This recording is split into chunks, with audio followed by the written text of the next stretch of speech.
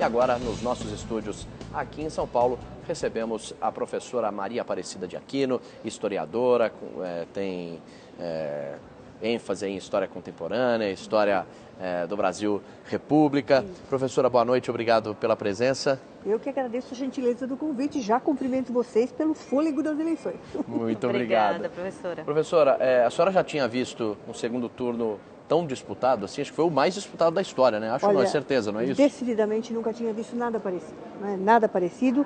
Tem aspectos negativos e tem aspectos positivos dessa corrida tão desesperada, né? Quem vai ganhar? Faltam milímetros da realidade. Foi uma vitória muito apertada, 3 né? milhões e meio só de votos. É uma votos, coisa né? complicada, né? Então nunca tinha visto nada parecido. Agora, eu acho que existe uma positividade que este debate tão acirrado trouxe as pessoas para a política. Então as pessoas que costumavam pensar, não me meto em política é coisa suja, não quero nem saber, não tem nada a ver comigo, costumavam ter esse afastamento e só pensavam em política na hora das eleições, iam lá e faziam o seu votinho. Eu fui do tempo de que depositavam o voto na urna, né? Faziam esse papelzinho. Hoje em dia as pessoas não, elas foram obrigadas, elas foram chamadas a pensar e elas tiveram que refletir e tiveram que decidir, afinal de contas, entre propostas, né? Existem propostas, uma é diferente da outra, então qual aquela que está mais adequada àquilo que eu entendo que deve ser bom para o futuro do país? Então isso é muito positivo, é um aspecto extremamente positivo.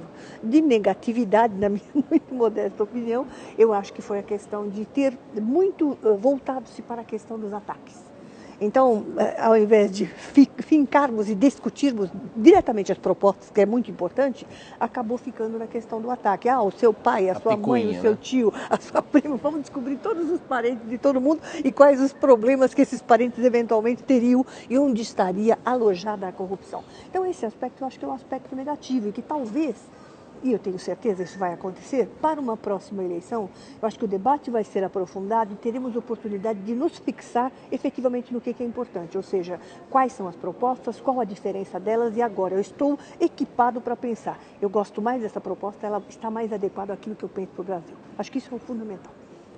E professora, a senhora também lida aí, né, trata de temas como a imprensa brasileira, censura, né? A gente viu ali no discurso da presidente Dilma Rousseff alguns ataques a meios de comunicação. Nós vimos também, às vésperas da eleição, ali pichações contra uma revista de grande circulação.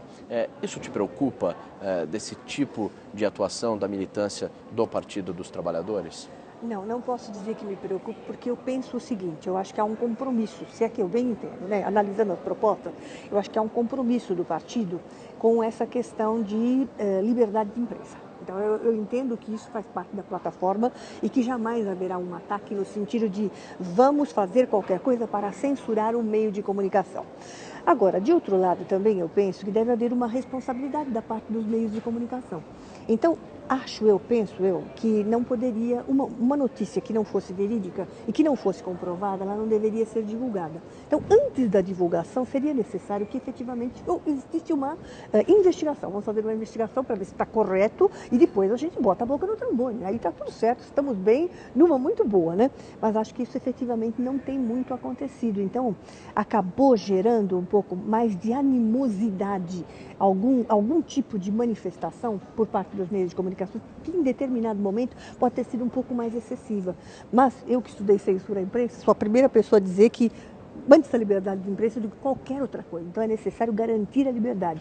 E eu entendo que não haverá ataques a essa liberdade, não. Professora, agora aproveitando esse gancho que nós falamos da revista Veja, da acusação de que Dilma Rousseff e o ex-presidente Lula sabiam que existia um esquema de corrupção dentro da Petrobras. Justamente sobre esse assunto, o nosso repórter Luciano Júnior está em Curitiba, em frente ao hospital onde está internado Alberto Youssef, que é o grande alvo dessa discussão toda. É o depoente que fez até essa suposta delação premiada.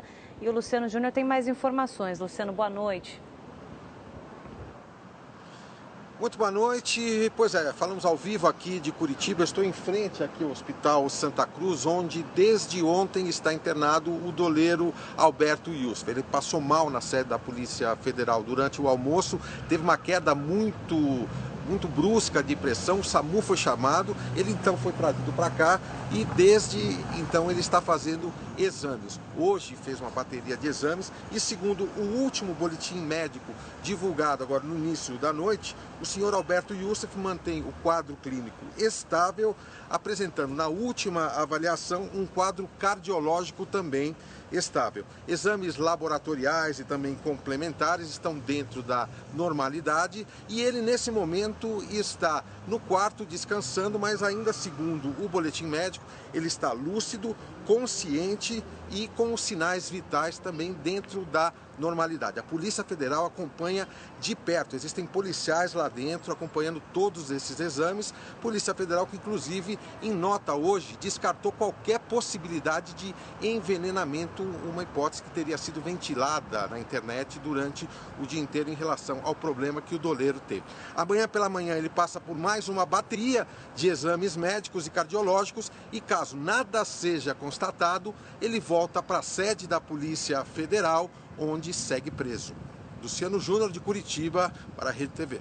Obrigada, Luciano. E aproveitando esse gancho, professora, passada a eleição, esse momento decisivo de hoje, o que a senhora acredita que possa acontecer em relação a esse processo? Quer dizer, agora que o PSDB vai até entrar com uma força para que esse processo seja terminado, para que as declarações durante a delação premiada sejam divulgadas pela polícia, o que a senhora acha que acontece a partir de agora? Eu acho que esse processo será aprofundado. Ele vai ser discutido a fundo. Acho que interessa a todo mundo. Não é uma questão de agora pensar partido X ou partido Y. Foi usado num momento eleitoral para tirar algum benefício? Quanto a isso, a gente não tem dúvida que foi usado, não há dúvida nenhuma. Agora, também acontecem coisas durante o momento eleitoral que não aconteceriam num período de normalidade. O período que antecede as eleições está longe de ser um período de normalidade. Sempre mais crítico. Sempre é um período muito mais, digamos assim, muito mais estimulante, em que as pessoas até falam coisas que não falariam, dizem coisas que não pensam efetivamente. Isso acontece normalmente. A gente deve encarar com uma certa tranquilidade. Agora, eu não tenho dúvida de que esse processo vai se aprofundar. Então, acho que isso será investigado até o final. Isso é positivo, isso é muito bom para o Brasil de uma maneira geral. O Brasil cresce quando vai ao fundo de houve uma denúncia, essa denúncia tem que ser apurada ao fundo. E aí, quando você tiver concretamente o que foi que aconteceu, você vai enquadrar o culpado e vai deixar de lado o inocente. Então, isso é absolutamente fundamental. E eu não tenho dúvidas de que isso vai até o final. Independentemente de quem está no poder, esse processo, ele agora praticamente tem vida própria. Ele vai caminhar de qualquer forma. Agora, professora, nós conversamos no intervalo sobre a educação política, a falta desse conteúdo dentro do ensino médio, por exemplo. Como que poderia ser feito por um governo? Uma nova proposta? Eu acredito que, por exemplo, nós poderíamos colocar mais disciplinas dentro, por exemplo, do currículo, de uma maneira geral, do ensino médio, como você está propondo, que eu acho que é muito bom. O jovem está começando a amadurecer, está entrando na vida política também, ele já vai ter o direito de votar, alguns desses jovens do ensino médio, né? Eu acho que seria muito importante que eles tivessem possibilidade de ter mais dados à disposição, entender mais qual é a realidade política, para inclusive decidir como é que quer ser a sua participação enquanto cidadão. O cidadão que ele vai se transformar, que ele está se transformando, está virando, daqui a pouco será um cidadão efetivamente consciente e participativo. Então, acho que isso é muito importante, isso vai acontecer. E isso poderiam ser feitas algumas disciplinas dentro do currículo que dessem ênfase a essa questão, para uma educação política que esclarecesse, elucidasse, ao mesmo tempo preparasse o jovem para a participação na vida política.